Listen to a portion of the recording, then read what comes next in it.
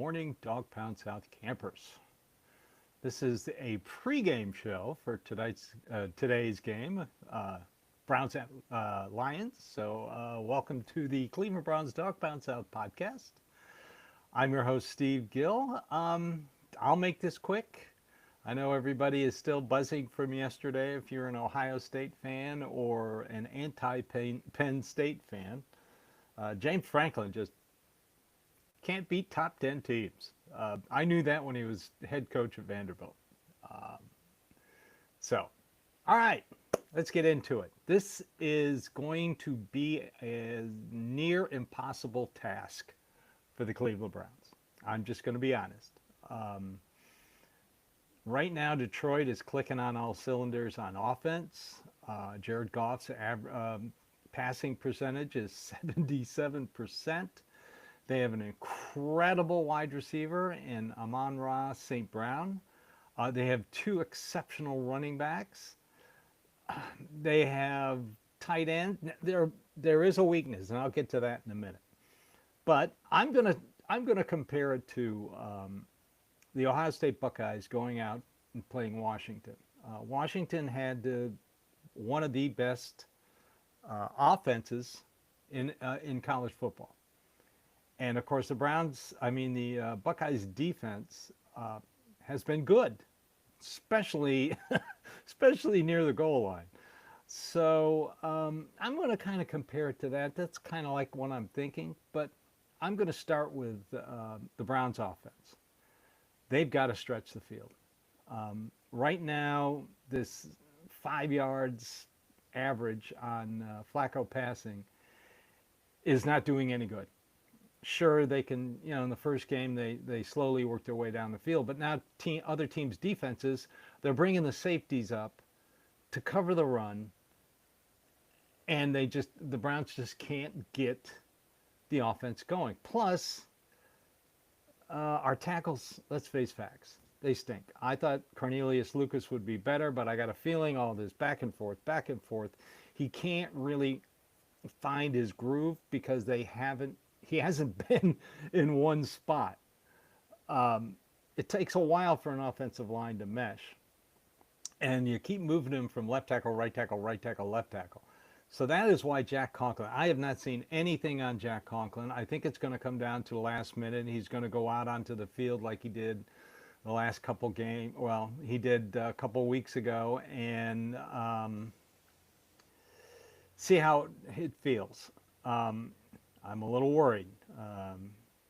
KT Leviston is a fine tackle to develop, but not to throw in there right away.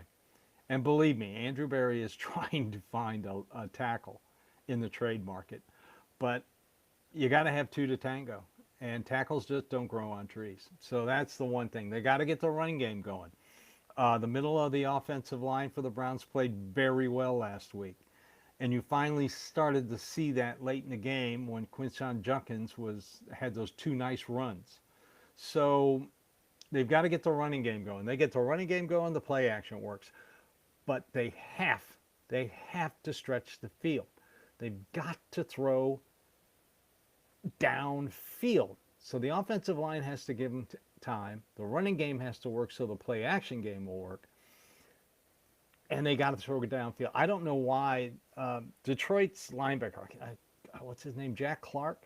He's a great linebacker, but he's terrible in coverage, especially against tight ends. Mark Edwards had a day Monday night against Detroit.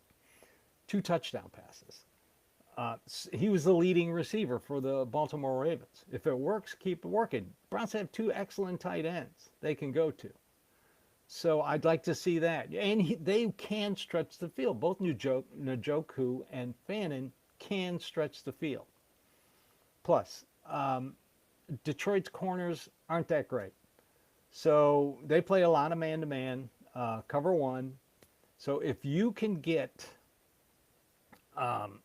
somebody open, I'd like to see Isaiah Bond.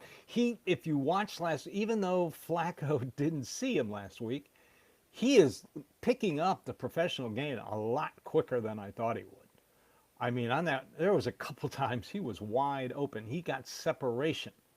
I'd love to see him catch a couple nice, 17, 13, 15-yard passes. That'll free up other wide receivers, especially Jerry Jeudy. Now, a lot of people are asking, well, why doesn't Flacco look like he did in 2023? Well, first of all, his number one wide receiver was Amari Cooper, and is still effective Amari Cooper, a guy who can get open, a guy who runs precise routes.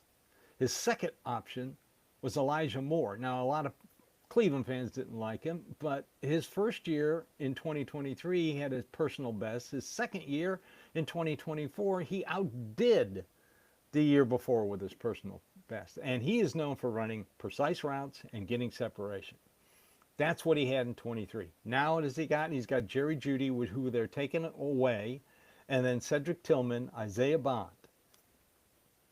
It's going to take a little while for Flacco to mesh with these guys. I want to see improvement this week. I want to see him running the ball. I want to see the play action. I want to see him stretching the field, even if it's incomplete. It makes Detroit think. It pulls the safeties back. That way the running game can work, the underneath game can work.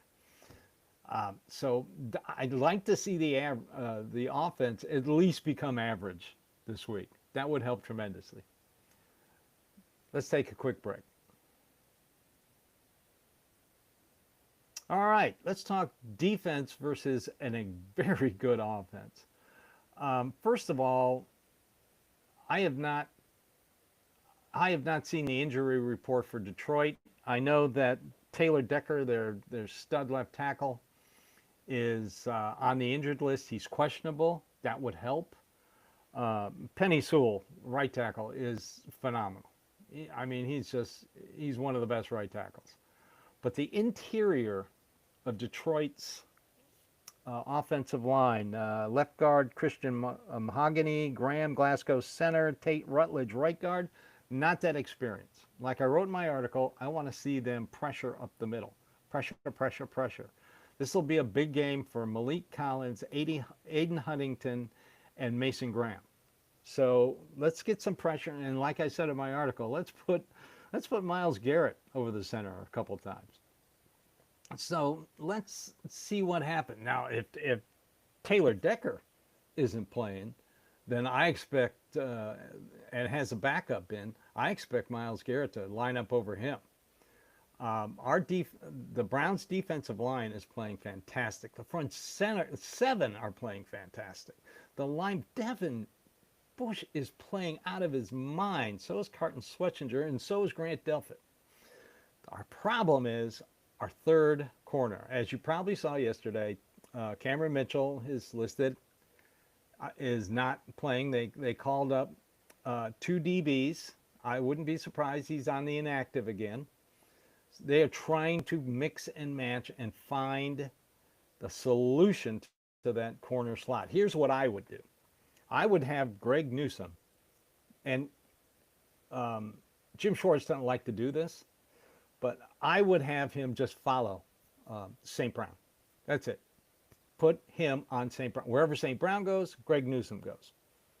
They move him around a lot. So that would kind of help. Miles Harden did play better last week. He had a bad penalty late that almost led to a game-winning field goal by Green Bay. But still, I would just have Greg Newsome follow him around. Let's see what happens. The Browns, like I said, the Browns linebackers have been playing great. They're stopping the run. The defensive line has been playing great.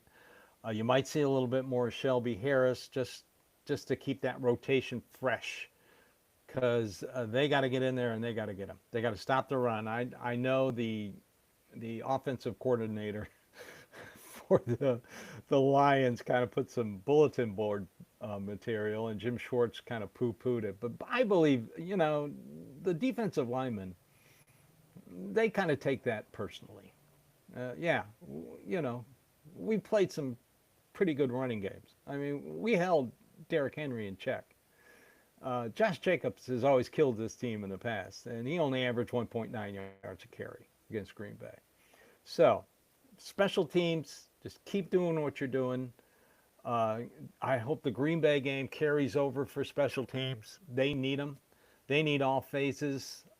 They need to keep Flacco clean. They need to get in Jared Goff's grill, like I said Thursday night, as quarterback ratings, QBR.